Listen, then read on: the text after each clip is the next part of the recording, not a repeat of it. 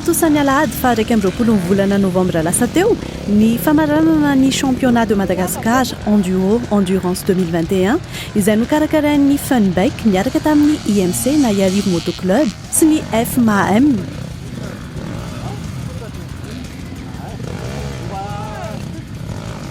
Teny andrano-tapahana na nitanterahana azy ity ary nampitondraina ny anarana hoe endurance Sherco Motul.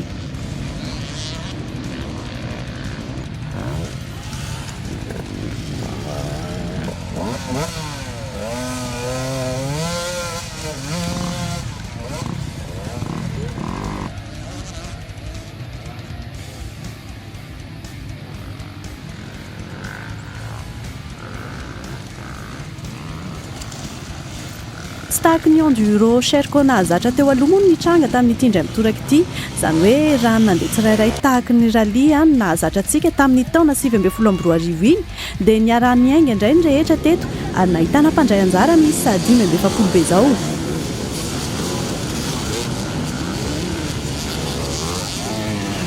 Tonga maro tokoa izy ireo hanome rivotra vaovao an'ny tontolon'ny motocross eto Madagasikara amin'izao absence-ny Ranty Ernest zao.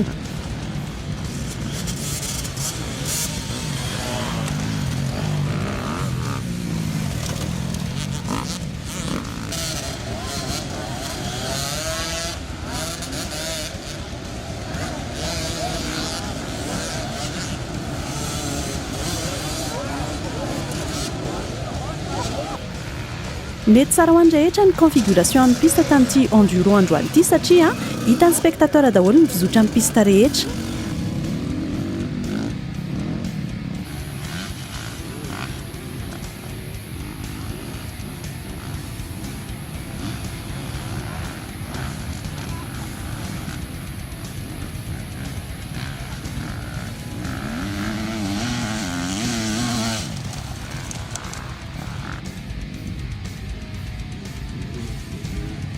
Satria ihany koa tsisy takotakona mihitsy fa dia afaka nanaraka hatramin'ny farany ny fizotrany lalao ny rehetra.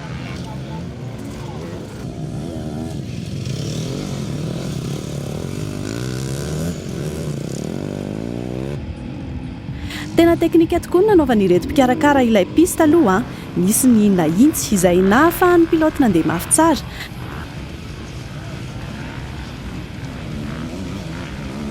Teo ihany koa ny miolakolana izay mijerena ny traikefan'ny pilote tsirairay avy.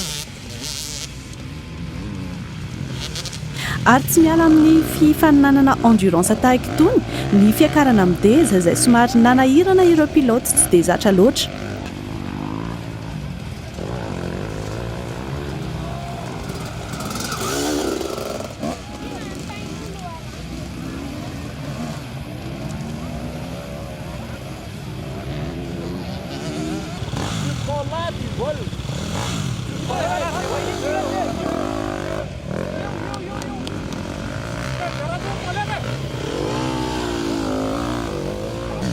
Efatra kilometatra ny alaviran'ny circuit ity izay adiny roa sasany nanaovana azy. Noho izany ilaina tokoa ny préparation physique ahafahana mamita hatramin'ny farany izany adiny roa sasany izany, kanefa tsy ambany zavatra an'izany ihany koa ny fanomanana ara-mekanika ka rehefa tapitra ara ny adiny roa sasany dia tory 9 mibetsaka indrindra vita.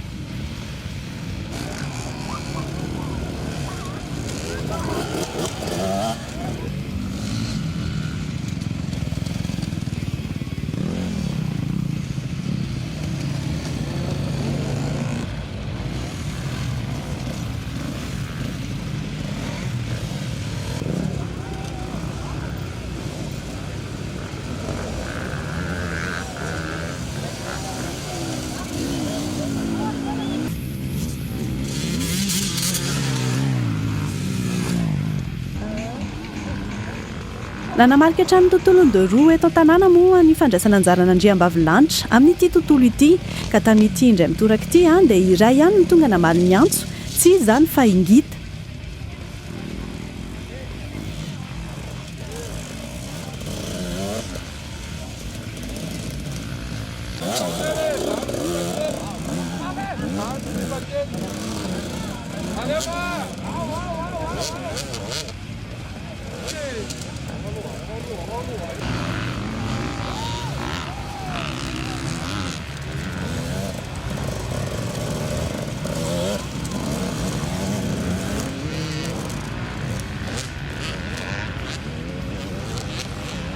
tsy zoviana amintsika intsony moa raha ingita na irazafiniaina na etisia satria efa hitantsika matetika izy any anatin'ny scooter any eo ihany koa ny fandraisana anjara amin'ny mix.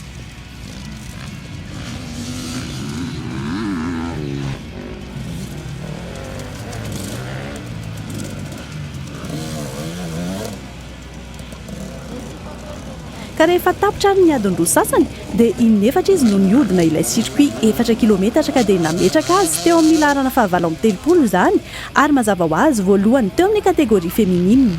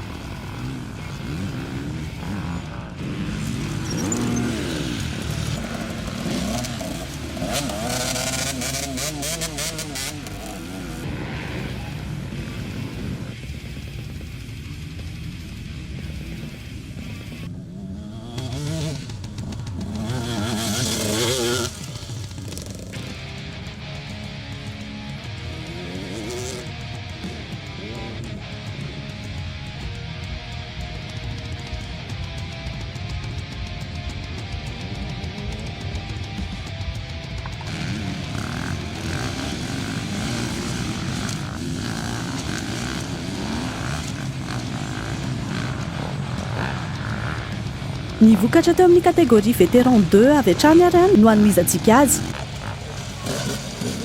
Nisy izy ireo nandray ny départ, nakanaka ny lamina teny daholo moa ry zalahy ireto nandritry ny ora roa sy sasany. Somary mafimafy manko ny hinanana an'izany.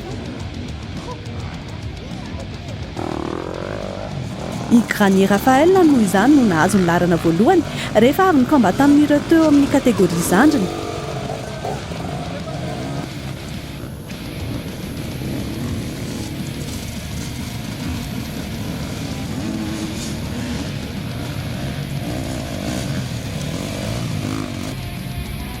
Enina amby folo mantsy no fihodinana vitany ary nametraka azy teo amin'ny larana fahatelo amby folo izany.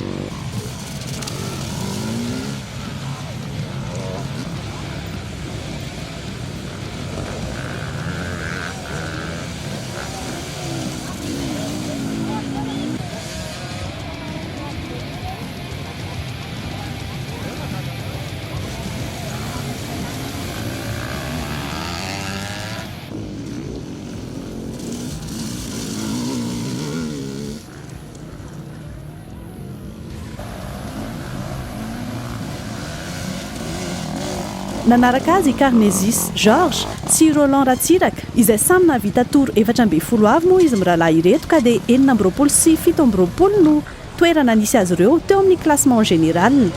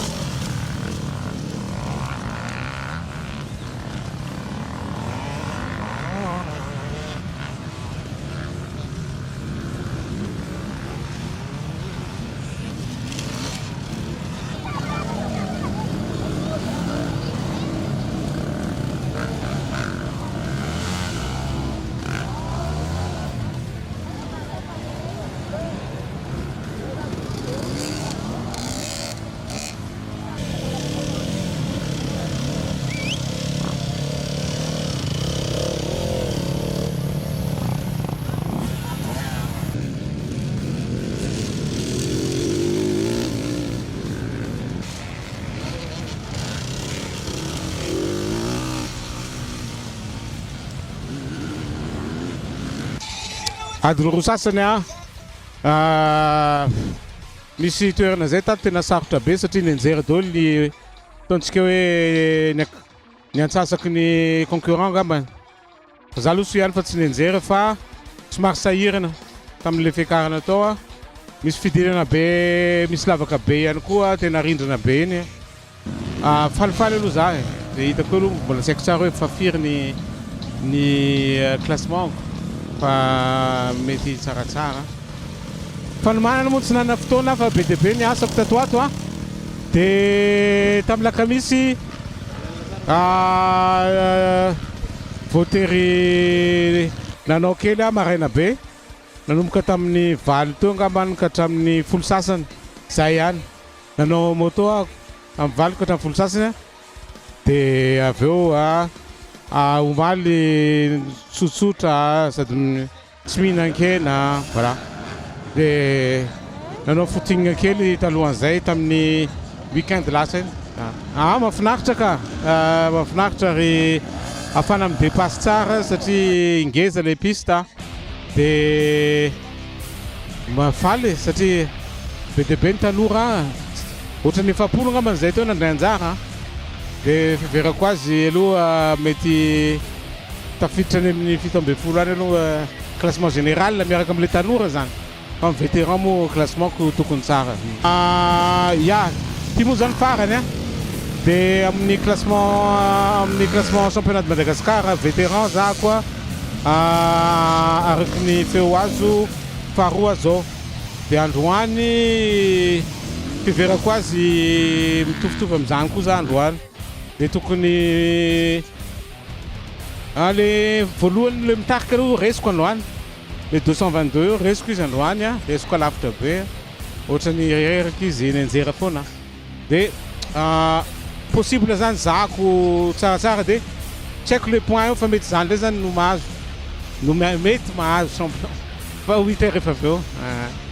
fa mitanao avy mbola manao foana tsy aky janona tsy fantatro ovina mijanona fa za aloha mbola manao ary na dia anisan'ny farany antitra ary tsy mampanino zany satria fanatanjahantena ilaina ary tsy tsara le mandeha mafy le mandeha en ville reny fa jereo fa be dia be ny accident scooter accident moto be ny olona maty satona fa raha vao tia mandeha mafy tia manao sport tia manao bicyclette tia mianjakazaka de makaty an'ity motocross androany mo enduro fa tsy le misaoty ty fa le mandeha anaty ala fa le cross koa zany zako anisan'ny nana faharona fahatelo amin'ny championnat de Madagascar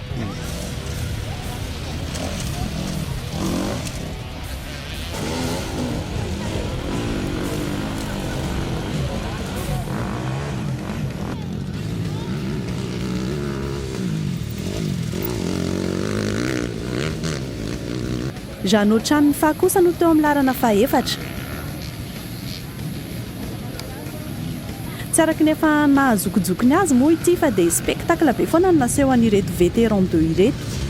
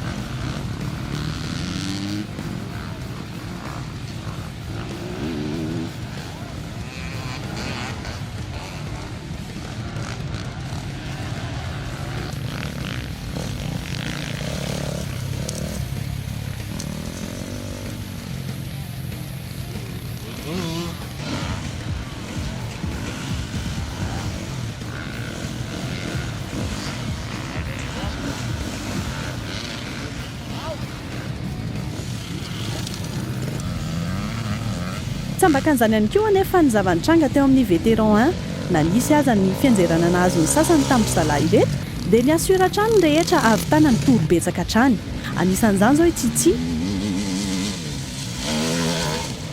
izy izay nitarika ny lalana nandritra ireo tory roa voalohany ary ny Kambaba tamin'ny koa tao atsefatsefany tao.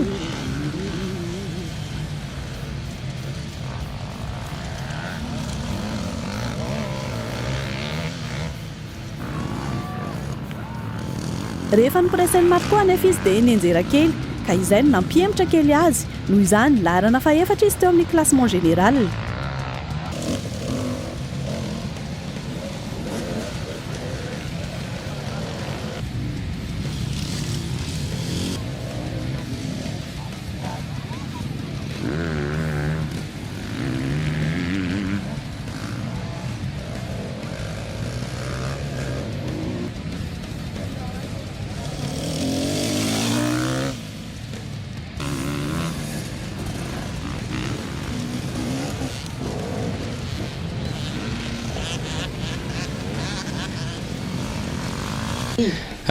Raha fijery ivelany aloha tena nafinaritra le course ary afaka nahazo mpandray anjara be da be. Izay aloha zany marika voalohany ahitana hoe nafinaritra satria 520 zany mpandray anjara tamin'ity indray mitoraka ity. Tsy nisy accident ataontsika hoe tsisy maratra zany dia azo lazaina hoe réussi le événement. Ny course aloha tena physique be 2h30 d'endurance tsy maintsy tena hoe misy fanomanana ihany raha tsy zany zany sarotsarotra le manao an'le izy. Ho anahy manokana nafinaritra ny départ nitarika sur 2 tours avy eo moa physique an'ireo zandry kely ao aoriana izay tanora sady ao anatin'ny heriny manosinosika ao aoriana ao dia nanao erreur nianjera kely moa za zany dia lasa ry zareo fa mafy effectivement les 2h30 mila préparation tsara. Iny moa zany ny dernière manche ny championnat endurance eto Madagasikara fahatapitra hatreo zany fa cross isan'ny manche zany mandrapatapitra ny taona. Raha ho anahy manokana aloha zany faly normalement résultat officieux moa iny fa normalement aloha zany voalohany amin'ny catégorie vétéran dia normalement champion vétéran zany aloha hatreto. Donc ataontsika hoe tratra amin'ny tanjona dia misaotra ny Funbike sy ireo mpanohana zany nanao mécanique sy ny zavatra rehetra satria tsy possible zany raha tsy teo ry zalana anao azy. I Patrick No Limite kosa nanaraka azy akaiky tao. I Patrick moa anisan'ireo nianjera tao amin'ny départ ka anisan'ny nampiematra kely azy ihany koa izay fianjera amin'izay.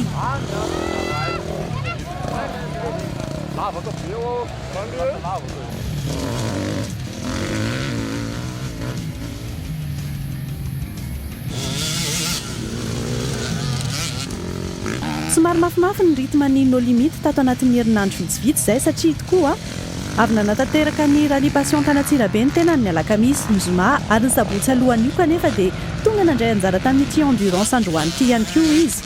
Tsy maintsy tanterahana moa izy ity satria miantoka ny fahany championnat. Nateo azy zany rehetra zany dia tafiditra faharoa izy teto amin'ny vétéran 1 ary 7e place kosa teo amin'ny classement général.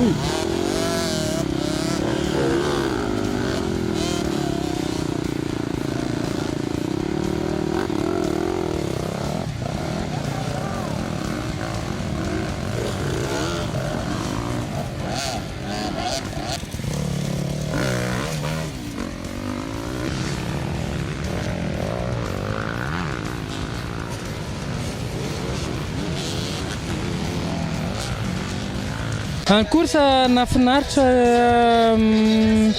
za somary adreraka kely satria nanao rally 3 jours talohan'ity course ity fa androany moa final an'le enduro dia za mijoue tsara amin'ny championnat dia tonga taty ihany nanao. Niezaka nanao hatramin'ny farany niezaka ny atako koa satria misy an'le tanjona tiana tongavana hoe le mba vice champion de Madagascar amin'le catégorie anay dia tanteraka le izy dia faly tena faly.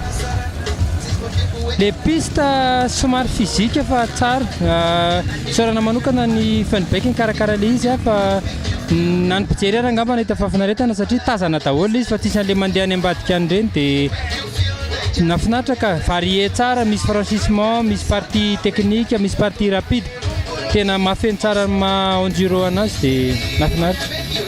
Tsy nisy satria le bebe koa le zavatra natao tamin'iny week-end iny nanao course tany Mananjary izay nanao farany satria tany manche talohany ity dia après an'izay préparé an'le rally dia vita omaly le rally dia to dia niakatra taty an-tanà dia tonga dia nanao an'ity indray fa vita ihany moa le izy dia tena faly. Tamin'ny voalohany fotsiny nisy olona nianjera maromaro teo amin'ny départ teo dia nitona tamin'ireny koa nisan'ny anjera tao anatin'ilay izy dia avy eo moa mba tsy nisy nanina fa ny moto ny simba kely fa na niezaka ny rattrape foana dia ny tsara ihany. Tamin'ity indray le manche somary nisesisesy kely satria nisan'ilay problème na covid iny zany teo anelanelany taona teo dia somary nila fahavitrihana be sy moyen angamba ny tena marina satria mifanesisesy be le course dia nila ny vonona tsara zany fa ny anay efa hoe natomboka hatramin'ny voalohany izy na le championnat dia nitanterahana hatramin'ny farany dia vita aloha le izy dia ny amin'ny herintaona angamba engany ka tsy ohatra nintsony fa mba mifanelanelana kely amin'izay le course dia mba tsy dia ho sahirana tsony. I Tarzan Makibolina kosa ny manakatona ny podium teto raha nahavita toro 12 ihany koa nametraka azy teo amin'ny larina 12 zany.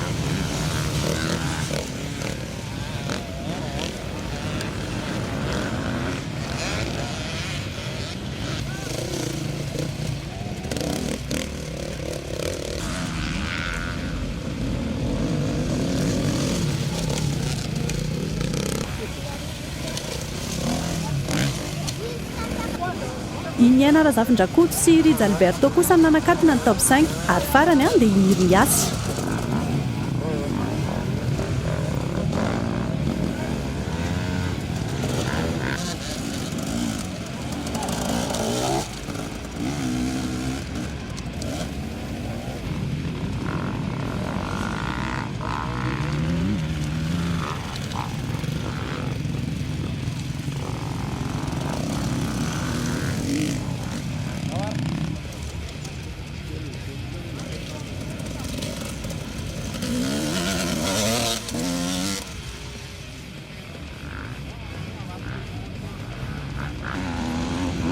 Anoizantsika azy dia amin'ny catégorie junior, valo ry zalahy no nandray ny départ teto. Ry zalahy ireto moa dia niady hatramin'ny farany tamin'ireo leader nandritra ity course natao androany ity ary maro tamin'izy ireo nanome spectacle hatrany teny amin'ny passage rehetra izay nataony. Anisan'izany izao Yaron izay nandrombaka ny larana voalohany teto. Tsy nanana olana mihitsy ny tovolahy namita ireo tour 12 vita ny tamin'ity androany ity ary nanome pression hatrany amin'ireo izay teo alohany izy tamin'izany.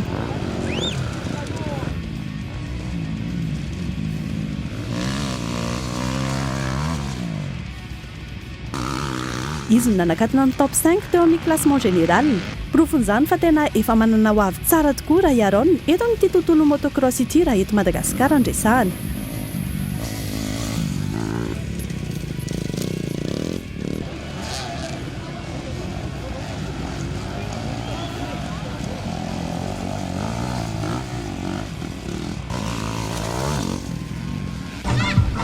Ny course androany nafinaritra tsara ny tracé dia tsara koa ny organisation saotra ny zareo nanao anazy fa ny andro somary namay dia tamin'ny farany hitahitahany ny avizanana fa nety any le izy satria izaho voalohany tamin'ny catégoriako dia champion koa zany tamin'ity taona ity tsy dia nisy olana loatra sendra finjerany indray fotsiny aty amin'ny fiakarana fa tsy dia grave le izy satria vetivety dia tafitsangana fa ny ankoatr'izay nety daholo any afa-po misy na dia misy taona ny enjenjera ihany fa nafinaritra ity taona ity satria tsara ny résultat tamin'ny farany dia misaotra ny mpikarakara CT Motors satria zareo manampy anay foana anaty préparation moto sy ny tara. I Jeremy kosa nanaraka azy teo. Somary nanana olana moa izy tato anatin'ny tatoka dia tsy naharaka ny rythme-ny Yaron kanefa tsy nanimba ny position any anefa izany fa dia nahavery ireo adversaire hatrany izy nandritra ireo ora roa sy sasany io noho izany teo amin'ny larina 12 izy teo amin'ny classement général.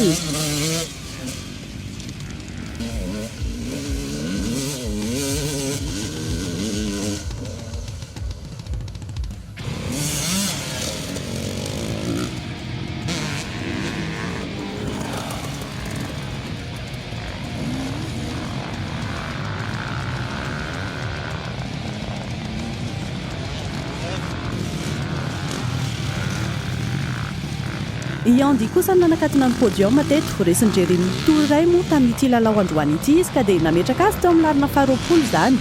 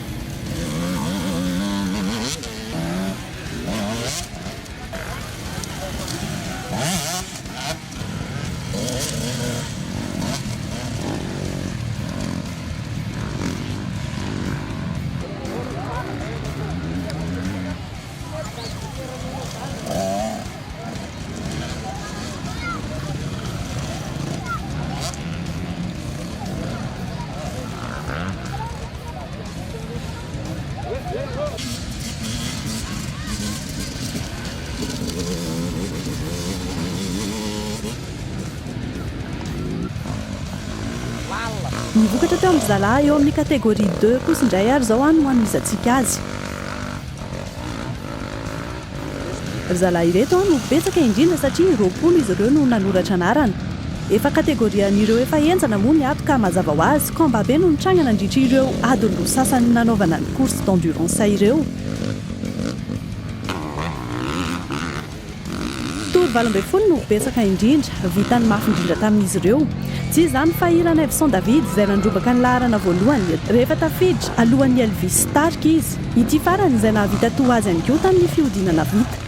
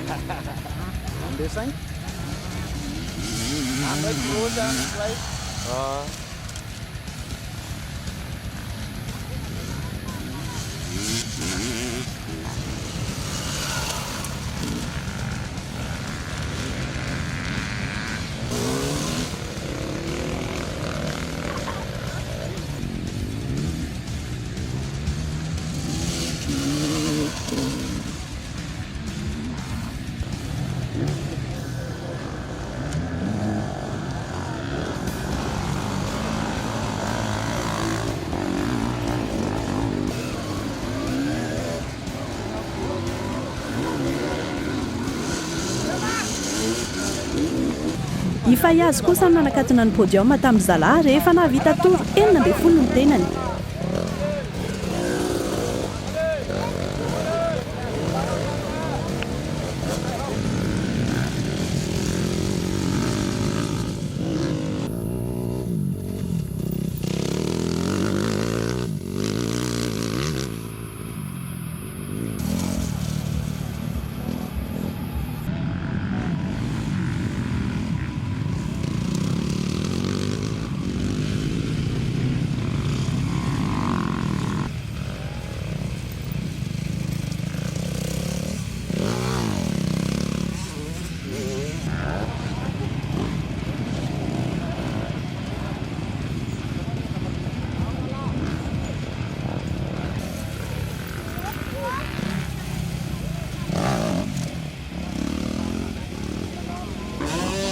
Ilay kalazalahy eo amin'ny tontolon'ny kartiana kosa no teo ny larana faefatra, tsy izany fa i Wang Erwan izay narahany niry nanakatona ny top 5.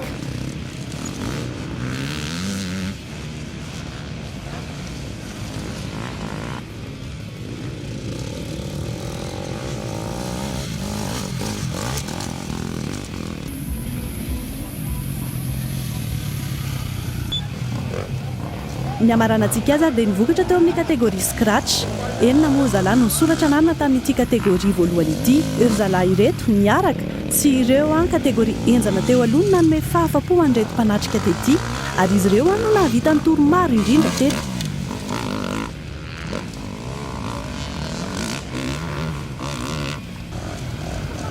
Anisan'izany Marco izay nifanjevy tanteraka tamin'ny zalahy teo amin'ny kategoria vétéran 1 sy kategoria 2.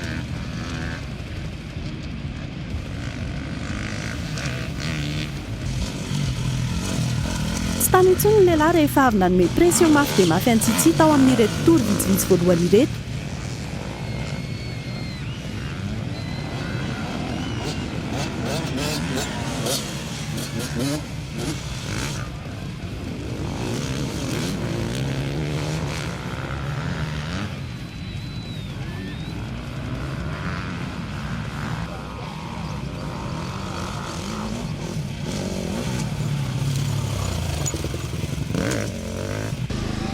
C'était une très belle course, l'organisation était bien, on était un tout petit peu en retard mais rien de grave.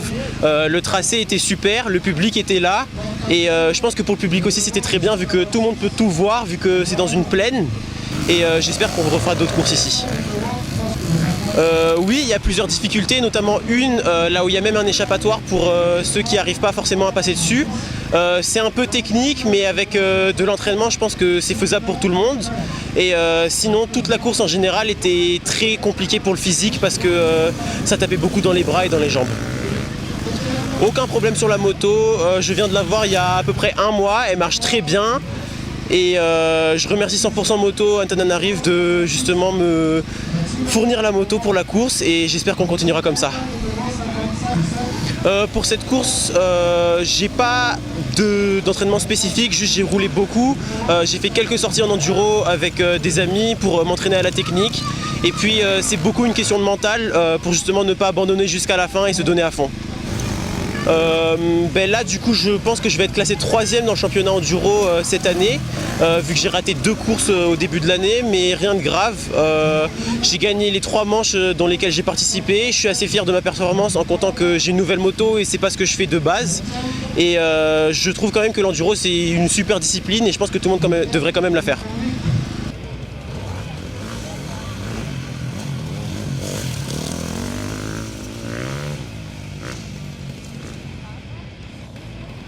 Noho izany imary koa no nandromaka ity enduro cher comotule ity i Cédric kosa nanaraka azy ary nipetraka teo amin'ny larana faharoa navita toro 7 ihany koa tovolahy izay nahafapo tanteraka raha ny rythman'izy ireo nijereny.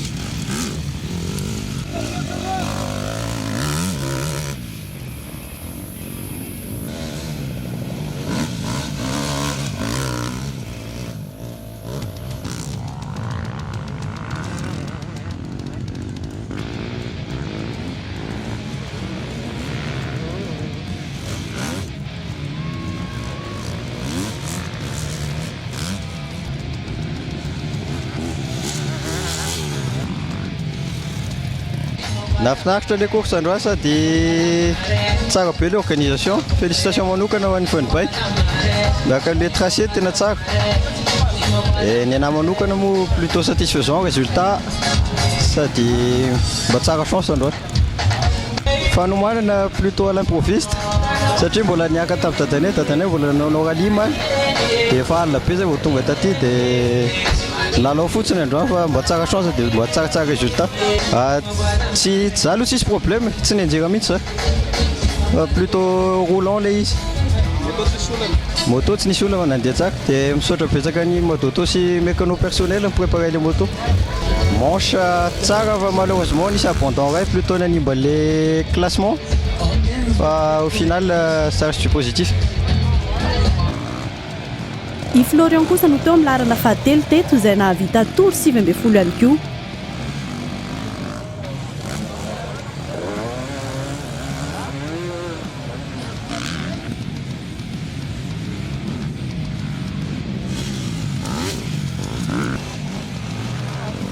Izy telo ireto no nanakatona ny podium teo amin'ny catégorie scratch ary ihany koa teo amin'ny classement général.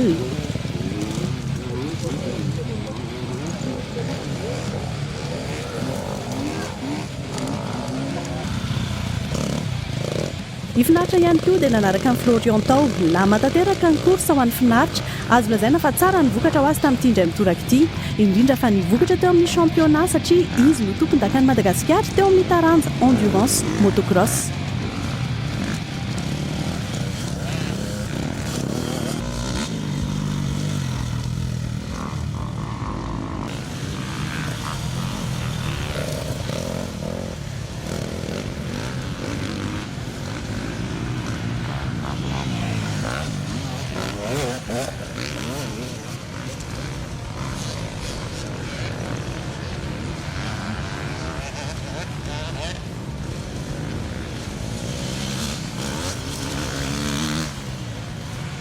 Ny course aloha nafinaritra, ny andro tsara, ny circuit koa nafinaritra, bien tracé tsara, misy partie technique ihany amin'le tsy dia tena hoe mampigalère fa varié tsara zany le circuit. Dommage moa zany nisy accident kely zay teo amin'ny départ nisy collision entre Nasy Randy fa betsaka moa le enjeu androany. Titre na championnat du monde et champion de Madagascar 2021 dia samy tsisany ny lefitra dia teraka collision kely fa tsy nanino sans gravité. Moto aloha ataoko tsara isorako manokana ho an'ny concessionnaire Husqvarna motorcycle Madagascar ao amin'ny 100% moto moa misy anazy ny momba préparation moto sy ny rehetrarehetra dia ny famille privé koa izay manohana akaiky indrindra tena isorako manokana zareo. Dia eo amin'ny préparation physique isorana koa i maître in box izay géreny monsieur Jonas Soil. Dia coucou kely anazy fa dia merci beaucoup fa nisy fokany be les préparations physiques. Ça fait il y a 2 mois que j'ai commencé ça a payé. Vokatra roa zany mbola miandry résultat officiel tsika fa normalement azoko le titre en championnat de Madagascar en enduro 2021. Dia faly tena faly ny tena aloha nafinaritra tena nafinaritra ny vokatra. Maro tamin'ny zalahy ireto moa no sendra ny fianjairana tao amin'ny départ tao. Anisan'ny tarika olana kely ho an'ireo mpandray anjara hafa izany. Anisan'izany izao i Rondi izay efa very toro iray mihitsy vokatry ny olana nisy teo amin'ny moto netiny ka dia nametraka azy teo amin'ny laharana fahadimy teo amin'ny catégorie 1 izany. Izany hoe niemitra teo amin'ny laharana fahafolo no misy azy tamin'ny classement général.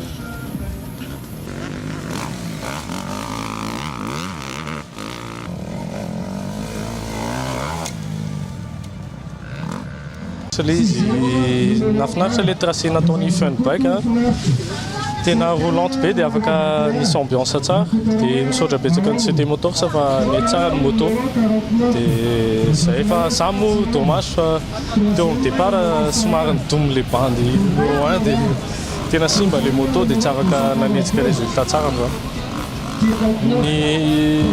Tsy nisy olana satria le terrain hitako hoe accessible amin'ny olon-drehetra dia tena afaka ny s'amuse daholo na ny débutant na ny efa mahay dia nafinaritra le manomanana moa isaiky ny weekend mikotrana foana miezaka manao moto foana dia manao physique ny efa andavanandro dia manao physique kely dia efa prêt tsara androany efa vonona mihitsy hoe ny andresy fa dommage nisy le incident kely dia lasa tamin'ity taona ity moa nafinaritra fa somary début de saison no mafimafy kely satria narary voa covid dia somary tsy ampitanjaka kely dia lasa very point dia championnat enduro zany zao lasa 2e fa raha ohatra tsy nisy an'le incident maromaro antranga dia mety possible hatratra ihany championnat enduro dia cross koa ohatr'izay ihany le narary dia lasa somary taraiky dia cross moa mbola tsy tapitra zao fa mbola misy manche roa dia mbola miezaka foana hatrany farany.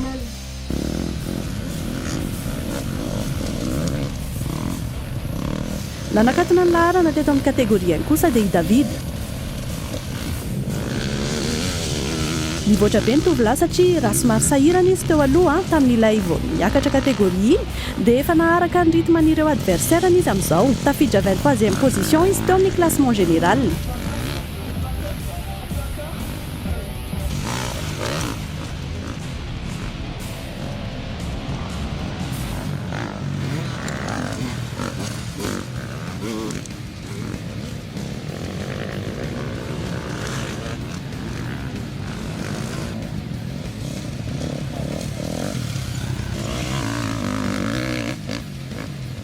Afa-po tanteraka ny rehetra tamin'ity indray mitoraka ity satria tsy rateninina mihitsy ny mpijery rehetra izay tonga maro tetỳ an-toerana indrindrindrindra fa ny spectacle izay nasehon'ireto pilote ireto.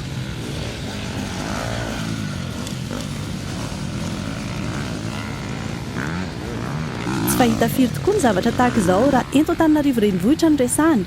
Akaiky dia akaiky tokoa manko ny toerana ny safidiana tamin'ity.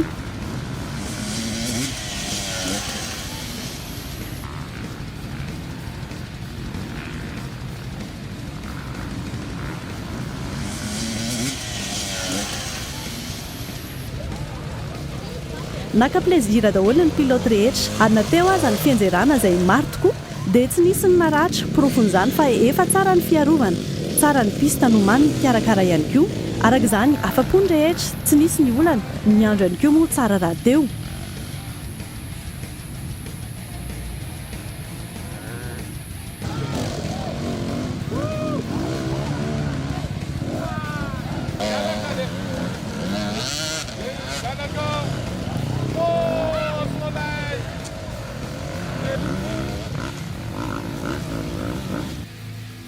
araka ny teniko teo a ny société Funbike zany no organisateur anty a miaraka tamin'ny club IMC dia ireo sponsor officiel zany a zay nanampy tamin'ity dernier manche championnat de Madagascar ty dia Motul sy ny assurance aro ny fanomanana efa 3 andro zany zay zao teto nanomboka alakamisy no nanomboka nanao an'le tracé hitanareo balisé à 100% zany le circuit a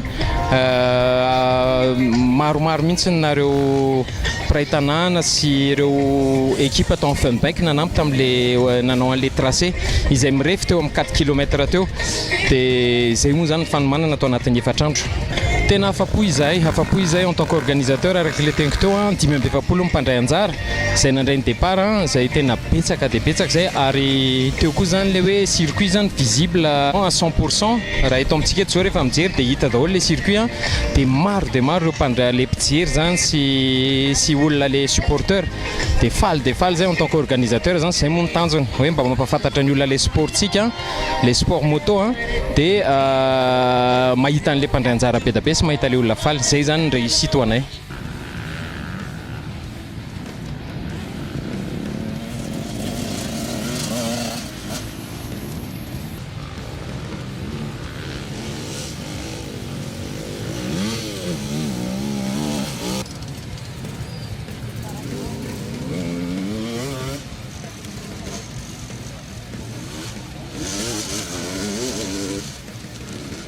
dia izay indray ary aloha no masaka azo natolotra tamin'ity anio ity manome fotoana anao indray ny fandarana mekamagy amin'ny herinany toy izao.